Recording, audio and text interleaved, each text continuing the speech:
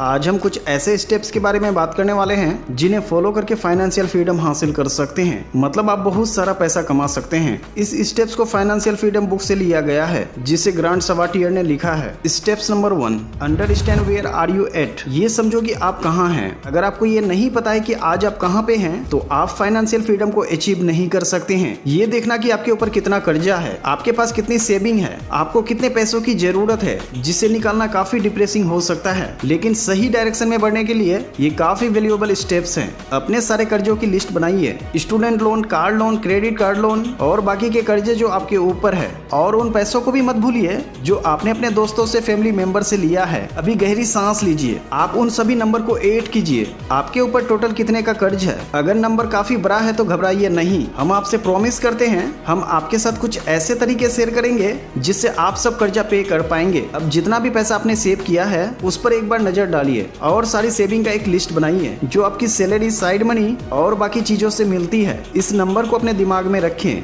क्योंकि financial freedom tips का use करके उन्हें यूटिलाइज करेंगे। Steps number 2, look at money positively. पैसे को पॉजिटिवली देखो। कर्जा थोड़ा बहुत डिस्करेजिंग हो सकता है मगर याद रखिए कि पैसे एक अच्छी चीज है। भले ही आपको ऐसा लग रहा है कि आज एक बर्डन है, आप फाइनेंशियल फ्रीडम डिजर्व करते हैं। According to book you are a brass at making money, जिन्हें जिन सेंसोरे ने लिखा है, जो लोग ज्यादा पैसा नहीं कमाते हैं वो पैसा कमाने के लिए शर्म करते हैं। और जब पैसा कमाने की बात आती है, सबसे बड़ा ऑब्स्टेकल जो बहुत सारे लोग एक्सपीरियंस करते हैं, उन्हें लगता है कि पैसा होना बुरा है। बहुत लोग गिल्टी फील करते हैं कि उनके पास पैसा है और बहुत सारे लोग इस बात से गिल्टी करते हैं कि उन्हें और पैसा चाहिए। सिंसेरो ने कहा है हम इसे अपनी लाइफ को इनफ करने के लिए रूल यूज करते हैं, लेकिन तब भी इसके नेगेटिव साइड पर फोकस करते हैं। पैसा एक जरूरी चीज है, खाने और पीने की तरह। ये आपको हेल्प करती है ऐसी चीजों को खरीदने में जिससे आप जिंदा रह पाए और वैसी लाइफ अफोर्ड कर पाए। अगर आपको फाइनेंशियल फ्रीडम को एक्सपीरियंस करना है तो आपको पैसे को एक टूल की तरह देखना होगा जो आपको अपनी ड्रीम को अचीव करने में हेल्प करेगा, आपको एनर्जी देगा और अच्छी लाइफ जीने में हेल्प करेगा। क्योंकि अगर आप पैसे को नेगेटिवली देखोगे तो आप सबकॉन्शियसली खुद को सपोर्टेड कर लेंगे और पैसा कमाने उसे रखने के अपने चांसेस को कम कर देंगे। Steps number 3, write down your goals. अपने गोल को लिखिए, आपको कितना पैसा चाहिए। आपको पैसा चाहिए ताकि आप अपने कर्जे को दूर कर पाए। क्या आप अपनी 9 to 5 जॉब छोड़ने के लिए डिस्परेट हैं या फिर कोई जगह है जहां पर हमेशा से ट्रैवल करना चाहते थे? क्या आपको रिटायरमेंट के लिए सेविंग करनी है? जब ऑथर ने फाइनेंशियल फ्रीडम को अचीव किया वो इसलिए आसान हुआ क्योंकि वो एक इमोशनल गोल से बंधे हुए थे। उनका गोल था कि स्टूडेंट लोन से निकल सके और अपने पहले घर के लिए सेव कर सके और ये उनके लिए काफी वर्क एक्सपीरियंस था। जब उन्होंने अपना कर्जा पे किया और जब उनकी सेविंग बढ़ने लगी, वो नंबर को चेंज होते हुए देखा तो बहुत ज्यादा एक्साइटेड हो जाते हैं और वो अपनी फाइनेंशियल फ्रीडम में चेंज देखने के लिए और भी ज्यादा मेहनत करने लगे। क्या वो अपने फाइनेंशियल गोल को अचीव कर पाते हैं? अगर वो किसी इमोशनल बॉन्ड से टच नहीं होते, शायद ही वो अपने कर्जे से बाहर निकलने और अपने पेरेंट्स के घर से बाहर निकलने के लिए डिस्परेट थे। और डिस्प्रेशन ने उन्हें उनके जर्नी में काफी मोटिवेट रखा। इसीलिए जानना बहुत ही जरूरी है कि हमारा अल्टीमेट गोल क्या है। और जब हम लॉयल्टी के साथ उस गोल्स को लिखते हैं तो ये प्लानिंग और भी साफ हो जाती है। तब हम उस गोल के छोटे छोटे गोल्स में बांटकर उस पर एक एक काम करके अपनी बड़ी गोल की तरफ बढ़ सकते हैं। इससे हम अपने गोल तक हमेशा समय पर या फिर समय से पहले पहुंच जाएंगे। Steps number 4, track your spending. आप अपने खर्चे को ट्रैक करो। फाइनेंशियल फ्रीडम की दिशा में एक इंपॉर्टेंट स्टेप है आपकी खर्चे पर नजर रखना। आप इसे ट्रैक करने के लिए बहुत से ऑनलाइन टूल का भी यूज कर सकते हैं या फिर सिर्फ एक डेट वाली डायरी को भी यूज कर सकते हैं। हमें पता होना चाहिए कि हमारे डेली के खर्चे क्या है, वीकली खर्चे क्या है और मंथली खर्चे क्या है। कितना हम घर के लिए बेसिक के लिए खर्च करते हैं, कितना काम से रिलेटेड खर्च करते हैं। जो कैटेगरी है उन सबके खर्चे को नोट करना होगा। स्टेप्स नंबर 5, पे योर सेल्फ फर्स्ट। सबसे पहले खुद को पे करें। आपने शायद ये कभी नहीं सुना होगा कि पे योर सेल्फ फर्स्ट। अगर आपने ये नहीं सुना है तो इसका मतलब है बिल्स और बाकी के चीजों को पे करने से पहले अपने सेविंग अकाउंट में से एक स्पेसिफिक अकाउंट को अलग रखना और खुद को सबसे पहले भी करना।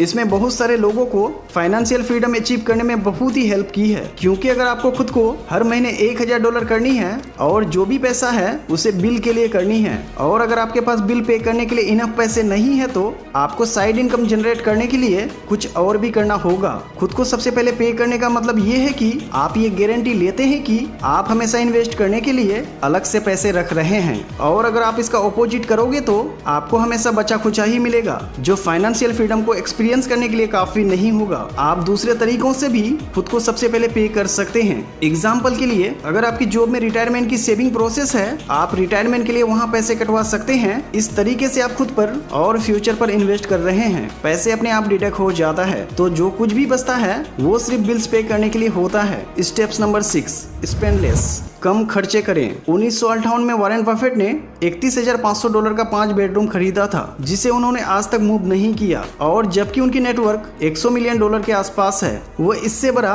और सबसे एक्सपेंसिव घर अफोर्ड कर सकते हैं। लेकिन उनकी कम खर्चे शायद एक कारण है कि वो दुनिया के सबसे अमीर लोगों में से एक है। दूसरे साइड में कान्ये वेस्ट हैं, जो पैसे को खोने से नहीं डरते हैं। वो एक $20 मिलियन के घर में रहते हैं, और एक बार उनके ऊपर $53 मिलियन का कर्जा था। तब उन्होंने मार्क जुकरबर्ग से $1 मिलियन मांगे।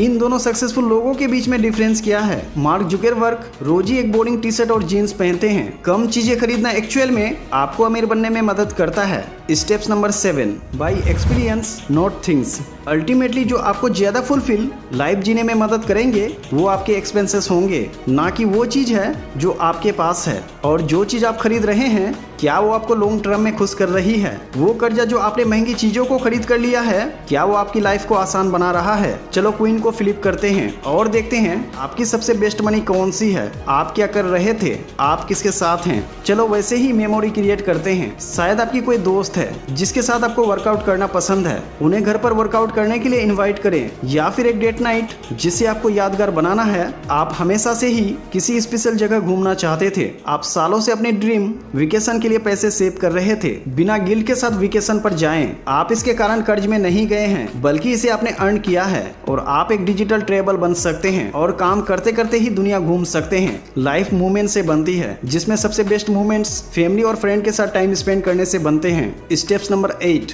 पे ऑफ डेबिट। अपने कर्जे को पे करें। कुछ लोग आपको बोलेंगे कि कर्जा वापस करने की बजाय स्टॉक्स में पैसा इन्वेस्ट करना बेटर है। अगर आप एक एक्सपर्ट स्टॉक कीपर हैं तो ये आपके लिए सच हो सकता है, लेकिन अगर आपने इससे पहले कभी स्टॉक में इन्वेस्ट नहीं किया है तो आप और कर्जे में जा सकते हैं। बहुत सारे लोग सेम फील करते हैं जब वो अपना कर्जा वापस कर देते हैं, उन्हें रिलीफ फील होता है। अगर आप $50,000 के कर्जे में हैं और अगर आपके पास $30,000 बैंक में है तो आप खुद को फाइनेंशियल फ्री नहीं कह सकते हैं। आप अभी भी $20,000 के कर्जे में हैं। हाँ, किसी और को पे करना किसी बैंक में पैसे होने से ज्यादा ग्लैमर नहीं है, लेकिन ये आपको फाइनेंशियल फ्रीडम के पास लेकर जा सकता है। यहाँ पर कर्जा पे करने के 2 मेन मेथड हैं, स्नोबॉल और अवालांच स्नोबॉल। जब आप सबसे पहले छोटे कर्जे को सबसे पहले पे करते हैं, जब आप कर्जे को सबसे हाई इंटरेस्ट रेट के साथ पे करते हैं तो उसे अवालांचे कहते हैं। आपको ये डिसाइड करना पड़ेगा कि आपके लिए सबसे बेस्ट क्या काम करता है। लेकिन जब ऑथर कर्जे से फ्री होने के लिए काम कर रहे थे तो उन्होंने स्नोबॉल इफेक्ट का यूज किया था,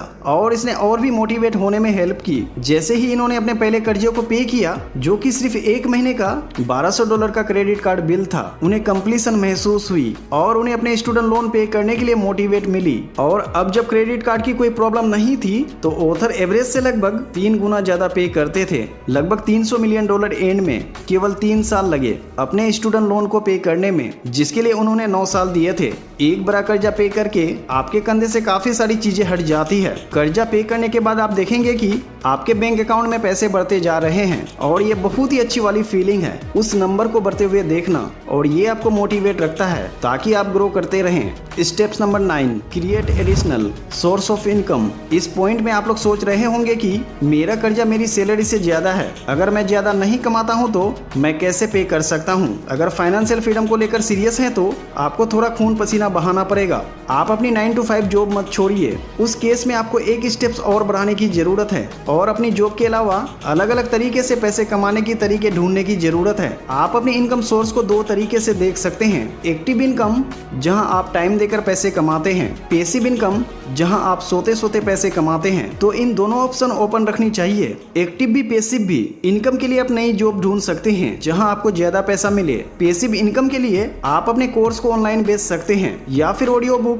और पॉडकास्ट क्रिएट कर सकते हैं। Steps number 10, invest in your future. Future में इन्वेस्ट करें। सबसे लास्ट फाइनेंशियल फ्रीडम टिप्स सबसे इंपॉर्टेंट है। आपने इस समरी के एडवाइस को फॉलो किया और आप कर्जे से बाहर निकल गए और अपनी सेविंग को ग्रो कर लिया, ये काफी होगा। आपको अभी के लिए हेल्प करने के लिए, लेकिन तब क्या जब कुछ अनएक्सपेक्टेड हो जाए। क्या आप उसके लिए तैयार हैं? बुरे दिनों के लिए पैसा रखना बहुत ही इंपॉर्टेंट है, रिटायरमेंट के लिए, या अगर आपको कुछ हो गया तो आपकी फैमिली दिक्कत में ना पड़े। अगर उसके लिए आपके पास 9 to 5 जॉब है, अपनी कंपनी से एक रिटायरमेंट प्लान ऐड करने के लिए बोलिए या फिर चेक करें क्या ऑलरेडी आप इसके लिए पहले से पैसे लिए तो नहीं जा रहे हैं। अगर डिडक्शन पहले से ही लिया जाता है तो आपको कभी ऐसा नहीं लगता है कि आप पैसे लूज कर रहे हैं और अपने सेविंग को ग्रो होते हुए देखना काफी अच्छा लगता है। अब आपको इमरजेंसी फंड के लिए इनफ पैसा सेव करना है। एक्सपर्ट कहते हैं कि $1000 काफी है और कुछ 6 महीने की सैलरी काफी मानते हैं, और सच कहें तो ये नंबर काफी हाई लग सकता है। अगर आप इनफ पैसा नहीं कमा पाते हैं तो